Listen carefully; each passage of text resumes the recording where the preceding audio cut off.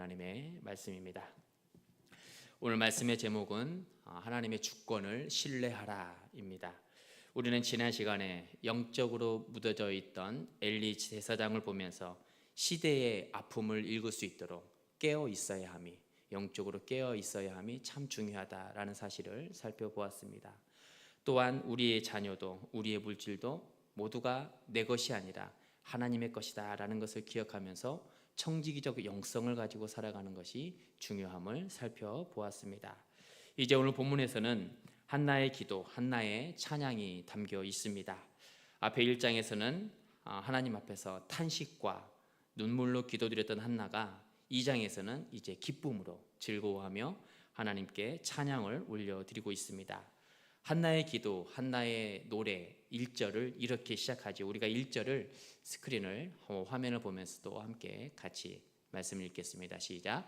한나가 기도하여 이르되 내 마음이 여호와로 말미암아 즐거워하며 내 뿔이 여호와로 말미암아 높아졌으며 내 입이 내 원수들을 향하여 크게 열렸으니 이는 내가 주의 구원으로 말미암아 기뻐함이니이다. 아멘.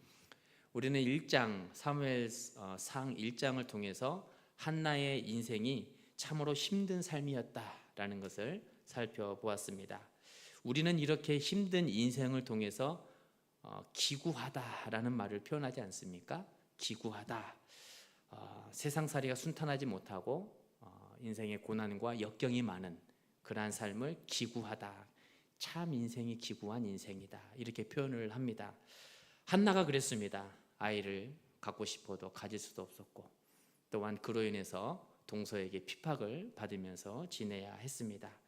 이러한 시간이 하루 이틀, 한 달, 두 달이 아니죠. 수년이, 몇 해가 지났던 것이죠.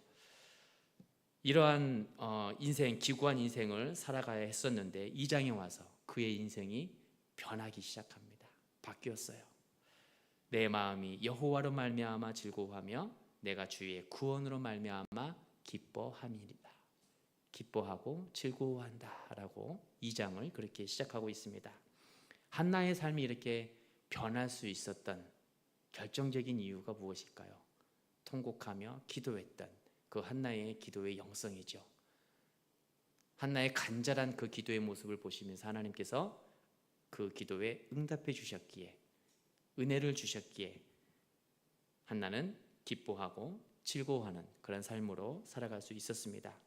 모든 것이 하나님의 섭리였고 하나님의 은혜였다라는 것을 성경은 말씀하고 있습니다. 그렇습니다. 하나님은 한나의 기쁨과 이유이자 목적이 되었던 거예요. 우리도 마찬가지입니다.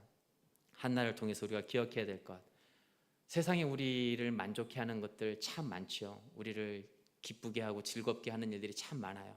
그러나 그런 세상의 것들은 금세 변합니다. 그러나 하나님은 변하시지 않은 거죠.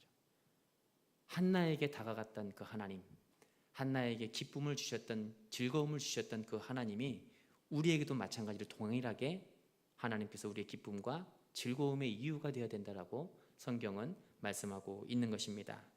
바로 학교는 여러분, 우리 또한 한나처럼 하나님이 우리의 기쁨의 이유이자 목적이 되는 은혜가 넘치시기를 바랍니다.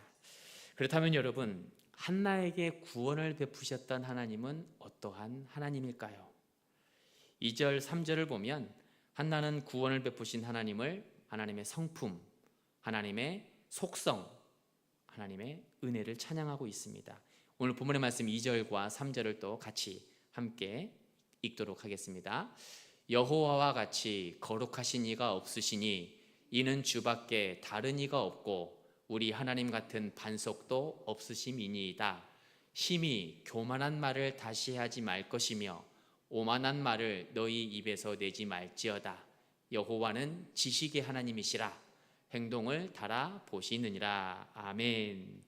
한나는 이 찬양을 통해 그 누구도 하나님과 비교할 수 없다라는 것을 강조하고 선포합니다. 한나에게 구원을 베푸신 하나님, 첫 번째로 그 하나님은 카도시, 거룩하신 하나님을 찬양하고 있어요. 한나에게 구원을 베푸신 하나님은 거룩하신 하나님이시다, 이것을 말씀합니다. 여호와와 같이 거룩하신 이가 없나이다. 이 거룩하다, 카도시라는 단어는 구별되다, 분리되다, 깨끗하다, 순결하다 이런 의미를 담고 있습니다. 하나님께서는 죄로부터 분리되셨을 뿐만 아니라 적극적으로는 도덕적인 선함을 추구하셨고 또 우리 절대자로서 존엄성과 창조주로서의 위엄이 피조물과 구별되시는 참 거룩하신 하나님이시다라는 것을 성경은 말씀합니다. 하나는 이러한 하나님의 거룩성을 그냥 단순히 이론적으로만 머리로만 깨달은 게 아니에요. 그가 통곡하며 기도했던 만났던 하나님, 능력의 하나님, 거룩하신 하나님을 경험하여서 알 수 있었던 것입니다. 주님께서 주시는 따뜻한 사랑과 은혜를 직접 경험하였기에 카도시, 거룩하신 하나님을 찬양하고 있는 것입니다. 여러분, 하나님의 거룩성을 경험하여 알아가시는 삶이 되시기를 바랍니다. 우리가 교육을 통해서, 양육을 통해서, 세미나를 통해서 하나님은 이러한 분이십니다 이해할 수는 있어요. 그러나 우리가 그 하나님의 거룩성을 경험하지 못하면 이 시대 가운데에 구별됨을 살아갈 수가 없는 것이에요. 내가 그 하나님을 만나지 못했기 때문에 어렴풋이 알고 어렴풋이 신앙생활을 할 수밖에 없다라는 것이죠. 한나가 끝나지 않을 것만 같았던 어둠의 긴 터널 속에서 하나님의 사랑과 은혜를 경험한 것처럼 인격적인 하나님을 만나야 되는 것입니다. 그 거룩성이 저와 여러분을 세상과 구별되게 하고 그 거룩성이 세상의 그 어떠한 사랑보다도 구별된 따뜻한 사랑으로 초대할 것입니다. 두 번째로 한나에게 구원을 베푸신 하나님은 추르, 하나님의 전능성입니다. 우리 하나님 같은 반석도 없으심이니이다. 여기에서 말씀하는 반석이 히브리어로 추르라는 단어입니다. 견고하다, 힘, 능력, 안전함 이런 의미를 담고 있습니다. 누구든지 하나님을 자신의 반석으로 삼으면 그 인생과 가정이 안전해지는 거예요. 그 반석 위에 믿음의 삶을 살아가면 그 인생은 견고해지는 것입니다. 하나님의 보호하심과 인도하심을 기대할 수 있는 것입니다. 이러한 한나의 노래는 모세의 노래를 떠오르게 하고 있습니다. 우리가 더 화면을 보면서 신명기 32장 31절 말씀을 같이 읽도록 하겠습니다. 시작. 진실로 그들의 반석이 우리의 반석과 같지 아니하니 우리의 원수들이 스스로 판단하도다. 아멘. 여기 신명기 32장에 나와 있는 모세의 노래가 한나의 노래와 같은 맥락으로 노래되어지고 고백되어지고 있습니다. 하나님께서 이방신들, 우상들보다 훨씬 강하시다라는 것을 대적들이 이미 알고 있다는 거예요. 이방인조차 하나님의 능력을 아는데 하나님의 보호하심을 받으면서 살아갔던 이스라엘은 어떻습니까? 신뢰하지 못해요. 그래서 우상을 만들지 않습니까? 대적들도 하나님의 전능하심, 반석 같은 하나님을 인정하고 있는데 하나님의 보호하심과 인도하심을 받는 이스라엘 백성들은 잠깐의 그 고통 때문에 하나님을 떠나버리죠. 그래서 우상을 찾아가지 않습니까? 여러분, 우리 하나님은 추루, 반석 같은 분이심을 기억하시기 바랍니다. 그 누구와도 비교할 수 없고요, 비교될 수 없는 분이 바로 하나님이시다라는 것을 찬양하고 있는 것입니다. 세 번째로는 떼오트, 하나님의 전지성을 말씀하고 있습니다. 3절 중반절에 여호와는 지식의 하나님이시다. 안다라는 거예요. 떼오트, 모든 것을 아시는 분이 하나님이시다라는 사실을 말씀하고 있습니다. 하나님은 우리의 모든 생각도 알고요, 마음도 알고요, 우리의 행동도 다 아신다는 거예요. 하나님은 하루 24시간 1년 365일 인간의 모든 말을 듣고 알고 계시는 분이십니다. 한나를 비난했던 분인나의 마음, 그의 행동, 하나님께서 떼오트 아셨다라는 거예요. 하나님 앞에 숨길 수 있는 것 아무것도 없음을 성경은 말씀하고 있습니다. 그렇게 우리는 하나님의 전지성, 때오트를 높이고 찬양해야 되는 것입니다. 네 번째로 한나에게 구원을 베푸신 하나님은 니트케누, 하나님의 공의라고 말씀하고 있습니다. 3절 하반절에 행동을 달아보시느니라. 하나님의 완전한 지식과 거룩하심을 통해 우리 모든 행동을 달아보신다는 거예요. 인간의 행동을 저울에 달아본다는 것은 사람의 마음과 생각까지도 이미 하나님께서 측정하고 계신다, 측량하고 계신다라는 것을 말씀하고 있습니다. 한나는 그의 처한 상황과 신앙과 믿음의 기도를 통해 하나님을 아주 정확하게 알고 경험했습니다. 우리가 신앙생활할 때 한나와 같은 이러한 선명한 하나님을 만나는 경험이 필요합니다. 그 하나님을 만나는 경험의 지식이 있을 때 어려운 일이 우리 가운데 임하지 않습니까? 고난과 고통, 때로는 알지 못하는 어려운 일들이 우리 가정 가운데 막 다가와요. 그럴 때 내가 만났던 그 하나님을 붙잡을 수 있는 거예요. 하나님과의 그 첫사랑을 기억하면서 믿음이 흔들리지 않고 다시 신앙 붙잡고 일어설 수 있는 것입니다.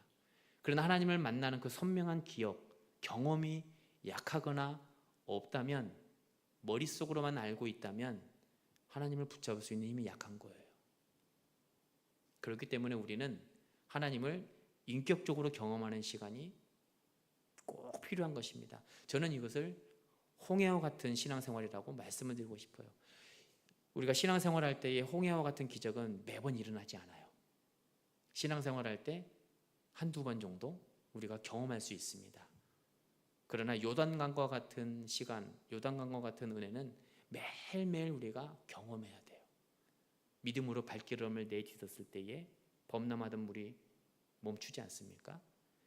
하루하루 살아가는 일상과 일터에서 믿음으로 발걸음을 내딛어야 하는 거예요. 그럴 때에 요단강과 같은 은혜를 우리는 누릴 수가 있는 것입니다. 이러한 하나님의 놀라운 은혜는 지식이 아니에요. 경험하여 알아가는 것. 그럴 때에 그 선명한 경험을 붙잡고 우리가 살아갈 수가 있는 것입니다. 우리가 하나님을 어렴풋이 알고 왜곡되게 알면은 신앙생활도 위험할 수가 있는 거예요. 곁길로 갈 수가 있어요.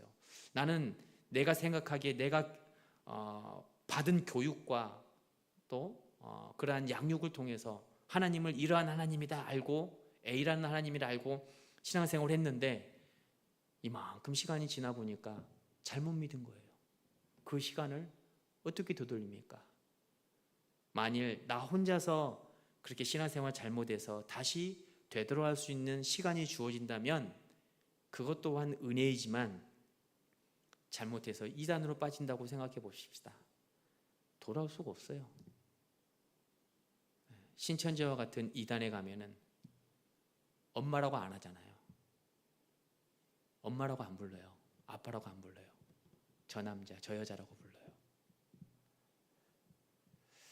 전에 교회에 있을 때에 이제 교회가 규모가 이렇게 있다 보니까 신천지에서 이제 몇 번 왔어요. 몇 번 왔는데 전에 이제 신천지에서 있다가 나왔던 딸이 청년부에서 신앙생활을 했었습니다. 근데 그들이 찾아온 거예요. 데리러. 안 놔줘요. 집에도 찾아가서요. 집 앞에도 지키고 있고요. 얼마나 괴롭힌지를 모릅니다. 그의 아버지가 변호사였음에도 불구하고 그 딸이 그렇게 신천지에서 오래 있지도 않았어요. 잠깐 있었는데. 그래서 교육을 시켜요. 오직 신천지만이 진리다라고 가르칩니다. 그래서 사람들과의 만남을 통해서 성경 공부로 끝나면은 분명히 그거는 이단이에요. 간단하게 처음에 만나서 차 한잔 합시다 이렇게 시작했지만 우리 조용한 데 가서 성경 공부합시다 이렇게 다른 곳으로 데리고 간다면 분명히 이단인 것입니다. 이 이단이 지금은 대학 청년부에 머물러 있지 않고요, 중고등학교로 내려왔어요. 신천지가 초등학교에도 있습니다. 그래서 아이들 같은 도형 가지고 이제 상담 심리 이런 자료를 가지고 애들에게 접근을 해요. 내가 MBTI 한번 알려줄게. 잠깐 나랑 한번 시간 좀 보내자. 애들에게 접근을 해요. 그러면서 결국은 아이들도 성경 공부로 초대합니다. 이게 이단인 거예요. 이단에 깊숙이 빠지면 가족도 다 떠나고요, 주변에 있는 사람들도 다 떠날 수밖에 없는 거예요. 하나님을 바로 알지 못하고 제대로 알지 못하고 신앙생활하면 격기로 갈 수밖에 없다는 거예요. 그렇기 때문에 우리는 하나님을 바로 알고 선명히 신앙생활하는 게 참으로 중요하다는 것을 우리는 기억해야 되는 것입니다. 우리가 만난 하나님, 이 시간 이 예배 자리에서 여러분은 어떤 하나님을 찬양하고 경배하십니까? 우리 하나님은 우리 인간과 공유할 수 없는 비공유적 속성이 있어요. 그게 바로 우리가 살펴봤던 하나님의 공의성, 거룩함, 전지함, 전능함, 이러한 것들은 하나님과 우리와 공유될 수 없는 비공유적 속성입니다. 함께 공유할 수 있는 속성들이 있어요. 하나님의 사랑, 용서, 끝까지 기다리시고 인내하시는 인내함, 이러한 것들은 하나님께서 우리를 하나님의 형상대로 우리가 지음을 받았기 때문에 하나님과 함께 공유할 수 있는 공유되는 속성들입니다. 하나님을 찬양하고 경배할 때에 우리 인간과 공유되지 않는 하나님의 전능함, 하나님의 창조성, 하나님의 공의로움, 이러한 하나님을 우리가 높이고 찬양해야 됨을 성경은 말씀하고 있는 것입니다. 한나의 성품과 속성을 노래하고 찬양하는 한나는 이제 4절부터 8절까지의 말씀을 통해서 하나님의 주권을 노래하게 됩니다. 4절 말씀에 용사의 활은 꺾이고 넘어진 자는 힘으로 띠를 띠는도다. 하나님의 주권은 전쟁의 승패를 좌우하죠. 전쟁은 누구에게 달려있습니까? 하나님께 달려있어요. 하나님께 속한 거예요. 전쟁의 승패는 하나님의 주권에 달려있다라는 것을 말씀하고 있고요. 뿐만 아니라 하나님의 주권은 경제적인 여건도 좌우하게 된다라고 말씀합니다. 5절 상반절에 보니까 풍족한 자들은 양식을 위하여 품을 팔고 줄이던 자들은 다시 줄이지 아니하는도다. 5절 상반절은 하나님은 부자에게 양식을 위해 품을 팔아야 되는, 일을 해야 되는 궁핍함을 경험하게 하시고, 줄이던 자, 가난한 자에게는 반대로 풍요로움을 누리게 하신다라고 말씀하고 있어요. 이는 머지않아 다가올 엘리 제사장 가문의 빈곤을 의미하고 있습니다. 경제적으로도 영적으로도 빈곤 상태에 빠지게 된다는 것을 암시하고 있습니다. 그리고 5절 하반절에 전에 임신하지 못하던 자는 7을 낳았고 많은 자녀를 둔 자는 쇠약하도다. 우리가 한나와 분인나의 상황이 머릿속에 그려지지 않습니까? 전에 임신하지 못하던 자는 7을 낳았고, 한나를 의미해요. 많은 자녀를 둔 자는 쇠약하였도다. 분인나를 의미하고 있는 것이죠. 본문에서 말씀하는 7을 낳았다는 것은 한나가 앞으로 이제 사무엘을 낳았기 때문에 6명을 더 낳을 것이다, 이런 얘기가 아니에요. 이 외에 이제 우리가 말씀을 쭉 읽어보면은 5명을 더 낳는 것을 알 수가 있거든요. 총 6명밖에 되지 않아요. 그런데 왜 7명을 낳은다 이렇게 말씀하고 있을까요? 본문에서 말씀하는 7을 낳았다는 것은 하나님께서 은혜 주실 때에 비로소 출산을 할 수 있게 된다는 것을 말씀하고 있는 거예요. 7이라는 숫자는 우리가 완전수다라는 것을 알고 있지 않습니까? 7이라는 완전수의 개념을 사용해서 하나님의 은혜의 완전함을 노래하고 있는 것입니다. 이러한 사실은 우리에게 희망을 주고 소망을 안겨주죠. 지금도 하나님의 이러한 놀라운 역사, 능력의 역사는 나타나고 세계 열방 가운데에서 일어나고 있는 거예요. 제가 다 말씀을 드릴 수는 없겠지만은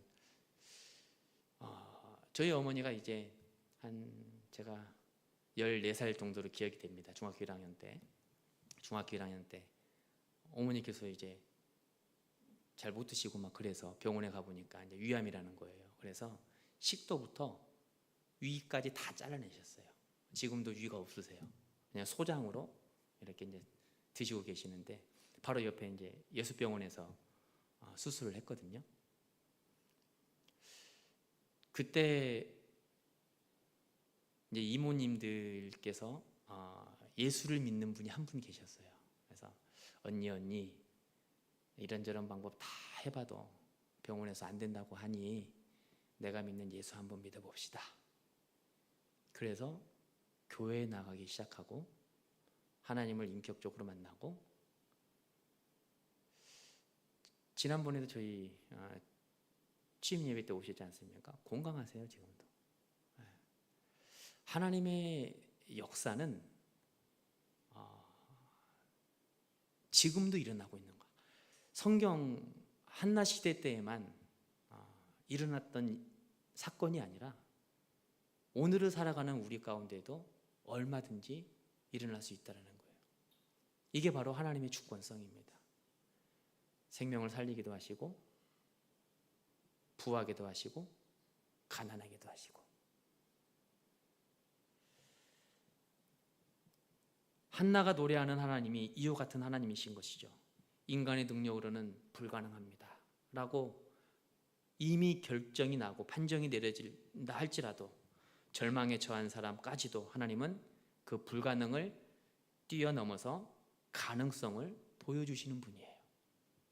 죽을 위기에 처해 있는 사람도 생명을 연장시키게 하는 히스기야와 같이 그 삶을 우리 가운데도 주신다라는 것이죠.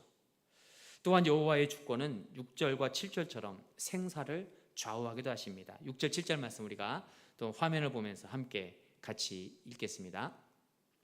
여호와는 죽이기도 하시고 살리기도 하시며 스올에 내리기도 하시고 거기에서 올리기도 하시는도다. 여호와는 가난하게도 하시고 부하게도 하시며 낮추시기도 하시고 높이시기도 하시는도다. 아멘. 이처럼 생사화복이 하나님께 달려있다 이렇게 말씀하고 있습니다. 스올이라는 것은 지옥을 의미하지 않습니까? 구약에서는 사람이 죽으면 다 모두 다 이 지옥에 가는 죽으면 가는 곳으로 생각했지만 결국 가고 싶지 않았던 그 수월, 그 지옥마저도 하나님의 주권에 달려있다라는 것을 성경은 말씀하고 있는 것입니다. 전적으로 하나님의 손에 달려있다라는 것이죠. 뿐만 아니라 하나님께서는 빈부도 좌우하십니다. 가난하게도 하시고 부하게도 하시고 낮추시기도 하시고 높이시기도 하신다라는 것이죠. 신명기 32장에 보면 모세의 노래에도 오늘과 같은 한나의 노래와 같은 말씀이 또 나오게 되는데요. 우리가 화면을 보면서 신명기 32장 39절의 말씀 우리가 또 같이 함께 천천히 읽도록 하겠습니다. 이제 나 곧 내가 그인 줄 알라. 나 외에는 신이 없도다. 나는 죽이기도 하며 살리기도 하며 상하게도 하며 낫게도 하나니 내 손에서 능히 빼앗을 자가 없도다. 아멘. 모두가 다 하나님의 주권에 달려있다 말씀하고 찬양합니다. 이런 하나님의 주권을 우리는 인정해야 되는 거예요. 인정을 넘어서 신뢰하고 믿음으로 나아가야 되는 것입니다. 하나님의 절대 주권을 인정할 때에 우리는 비로소 한나처럼 기쁨으로 노래하고 또 우리에게 주어지는 하나님의 놀라운 은혜들을 누리면서 살아갈 수가 있는 것입니다. 이제 8절은 하나님의 절대 주권성을 좀 더 자세하고 구체적으로 말씀하고 있습니다. 8절 또한 우리가 화면을 보면서 같이 함께 읽도록 하겠습니다. 가난한 자를 진토에서 일으키시며 빈궁한 자를 거름더미에서 올리사 귀족들과 함께 앉게 하시며 영광의 자리를 차지하게 하시는도다. 땅의 기둥들은 여호와의 것이라. 여호와께서 세계를 그것들 위에 세우셨도다. 아멘. 여기에서 말씀하는 가난이라는 것은 물질적인 가난만을, 재산적인 가난만을 의미하지 않습니다. 삶의 총체적인 부분, 그 모든 부분들이 약하고 힘이 없는 그런 상태를 의미하고 있습니다. 오늘 본문 말씀에서는 분인나로부터 핍박을 받았던 한나 자신을 의미하는 거예요. 너무도 연약한 인생이었지 않습니까? 아무것도 할 수 없는 그 인생. 또한 사무엘서에 나오는 사울과 대적자들로부터 고난과 핍박을 받은 다윗도 마찬가지죠. 다윗도 소년 다윗 시절에 또 사울에게 쫓겨다닐 때에 대적자들에게 공격을 받을 때에 아무것도 할 수 없는 연약한 초라한 사람이었습니다. 이러한 사실을 강조하는 말씀이 진토에서 일으키시며 빈궁한 자를 거름더미에서 올리신다라는 말씀이에요. 땅의 작은 먼지와 같은 티끌에서부터 올렸다. 이 말씀은 그들의 신분이 얼마나 낮고 초라한지를 말씀해주고 있는 것입니다. 그렇게 낮고 보잘것없는 사람들이었지만 하나님께서 세우셨다라는 거예요. 빈궁한 자는 거름더미에서 살아가는 사람, 오늘날로 표현하면 거지를 뜻합니다. 노숙자를 뜻해요. 하나님은 가난한 상태를 넘어서 노숙자와 같은, 거지와 같은 미천한 상태에 있는 사람을 새로운 신분으로 변화시켜 주신 분이다라는 것을 말씀하고 있는 것입니다. 이처럼 가난하고 미천한 사람을 누구와 함께 어디에 앉히셨습니까? 8절 중반전에 이렇게 말씀합니다. 귀족들과 함께 앉게 하시며 영광의 자리를 차지하게 하시는도다. 귀족이라는 것은 우리의 힘으로 할 수 없는 신분, 타고난 신분을 의미해요. 우리가 노력한다고 해서 신분이 변하진 않습니다. 우리 예전에 조선시대도 마찬가지 아닙니까? 노비로 태어나면 계속 노비로 살아가야 되는 거예요. 양반으로 태어나면 양반으로 살아가는 거예요.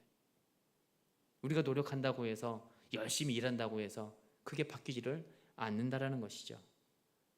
태어날 때부터 주어지는 특권입니다. 이는 오직 하나님만이 하실 수 있는 능력이다라는 사실을 증거하고 있는 것이죠.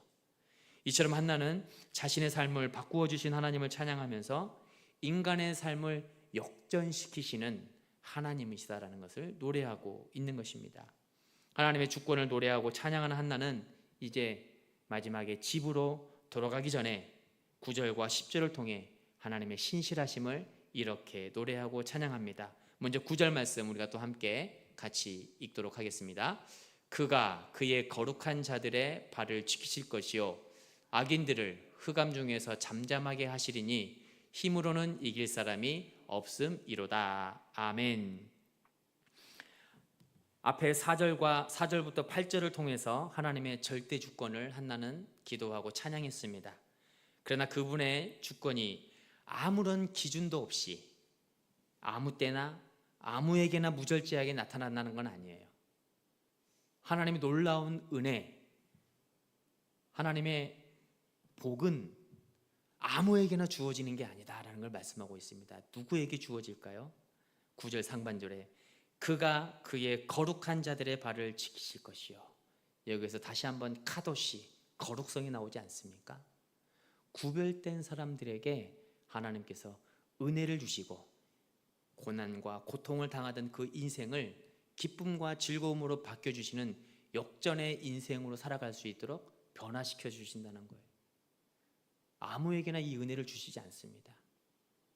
우리에게 주어지는 일상과 일터에서 말씀을 우리가 살아가고자 힘쓰며 애쓰는 사람, 하나님의 사람으로서 거룩함을 지키고 구별되이 살아가고자 힘쓰며 애쓰는 사람에게 주시는 은혜와 복이라는 거예요.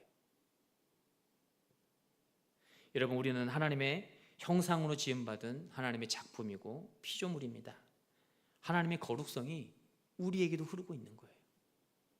그렇기 때문에 하나님께서는 내가 거룩하니 너희도 거룩하여라 이렇게 말씀하고 있는 것입니다. 여러분, 하나님의 거룩성을 잃지 않기 위해서 힘쓰시기 바랍니다. 우리에게 있는 그 거룩성이 사라지지 않기 위해서 우리가 씨름하지 않고 노력하지 않으면 주님 닮아가기 위해 힘쓰는 삶을 우리는 신학적인 용어로 성화라고 부르지 않습니까? 성화되기 위해서 노력하지 않고 힘쓰지 않으면 소멸되어요. 하나님께서 주시는 은혜들, 하나님께서 주시는 성품들 소멸됩니다. 사라지는 거예요. 다시 회복하기가 너무 힘든 거예요. 그렇기 때문에 그 거룩성을 지키기 위해서 우리는 날마다 말씀 앞에 내 자신을 내려놓고 말씀의 거울로 비춰봐야 돼요. 내가 오늘은 어떻게 살아가고 있는지. 그래서 내년부터 이제 계획은 하고 있습니다만은 지금 기도 중에 있습니다. 큐티를 지금 한번 시작을 해볼까 합니다. 큐티를 이러한 측면에 있어서 하나님의 거룩성을 지키는 측면에 있어서 우리가 말씀 한 구절 가지고 씨름하고 지키는 그 과정, 정말로 큐티 하루하루 매일매일 우리에게 일용할 양식, 영적인 말씀이 나오지 않습니까? 그 말씀에 우리가 맞춰 살면서 전체 나와 있는 말씀을 다 지키는 것이 아니라 내게 주시는 감동이 되는 말씀, 은혜를 주시는 말씀이 한 단어가 될 수도 있고 한 문장이 될 수도 있어요.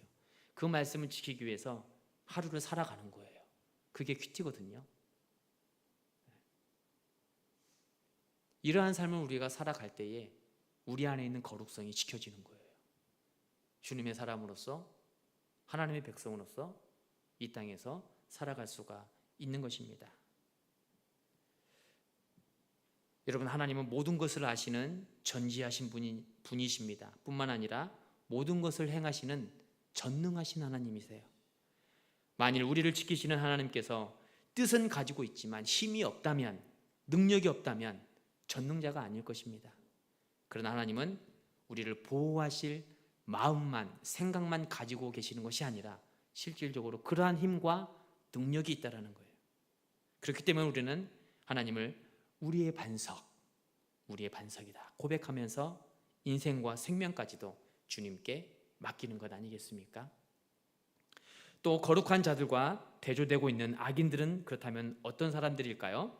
하나님을 신뢰하지 않고 하나님의 거룩성을 무시하는 사람들, 하나님이 없다 여기면서 살아가는 무신론자들, 이러한 사람들을 의미하고 있습니다. 세상의 힘과 오직 자기 능력만을 가지고서 살아가는 사람들을 뜻하고 있어요. 이는 신앙생활을 해도 하나님 의지하지 않고 말씀대로 살아가지 아니하고 순종하지 아니하면 똑같은 사람이 되는 거예요. 신앙생활을 한다 할지라도 여전히 내 힘대로 살아가고 내 쓴뿌리대로 살아가고 내 경험 의지하면서 살아가면 신앙생활을 왜 하는 겁니까? 할 필요가 없는 것이죠. 이 예배 시간에 나와서 차라리 동호회 활동하고 사람들하고 친교 활동하는 게 인간적으로 세상적으로 훨씬 더 유익할 겁니다. 신앙생활을 한다고 하면 우리가 만난 하나님, 우리가 알고 있는 하나님, 그 하나님을 바라보는 것이죠. 이와 같은 진리를 10절에서 선명하게 이렇게 선포하고 있습니다. 여호와를 대적하는 자는 산산이 깨어질 것이라. 하늘에서 우레로 그들을 치시리로다. 여호와께서 땅끝까지 심판을 내리시고 자기 왕에게 힘을 주시며 자기의 기름을 부음받은 자를 뿔을 높이시리로다. 하나님을 신뢰하지 않고 또 대적하면 심판을 당하지만 반대로 신실하고 거룩한 백성들에게는 힘을 주신다, 뿔을 높이신다, 이렇게 말씀하고 약속하십니다. 그 약속의 대상을 자기의 기름 부음 받은 자, 이렇게 말씀하고 있어요.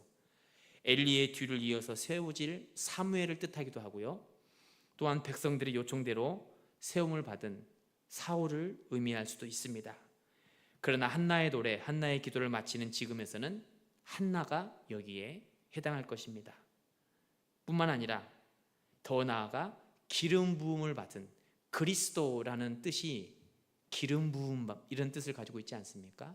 예수 그리스도를 의미해요. 우리가 하나님의 거룩성을 지키기 위해서 힘써야 할 것입니다. 하나님의 사람으로서 우리 일상과 일터와 가정에서 말씀 중심, 예수 중심, 우리 안에 계속 예수 그리스도로 채워 넣는 거예요. 그렇지 않으면 우리의 탐욕이 그 자리를 가득 메꾸게 될 겁니다.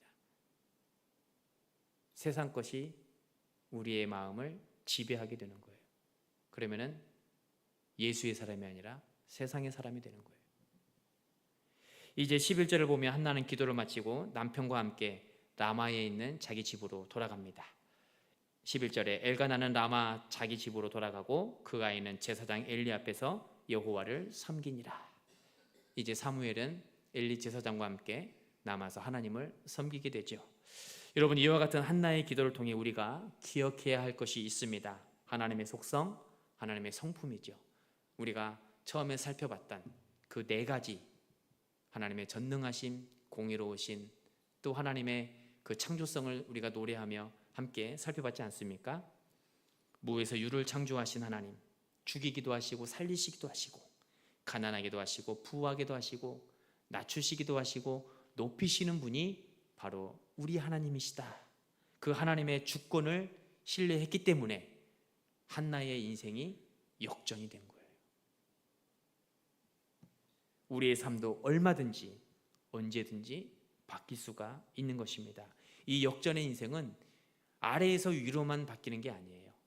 위에서 아래로도 내려올 수가 있는 거예요. 가난한 자를 부하게도 하시지만 부한 자를 가난하게도 하시는 분이 우리 하나님이시라는 것이죠. 이러한 은혜와 심판의 기준, 하나님을 신뢰하느냐 신뢰하지 못하느냐, 믿느냐 믿지 못하느냐, 이게 바로 믿음이 기준이 될 것입니다.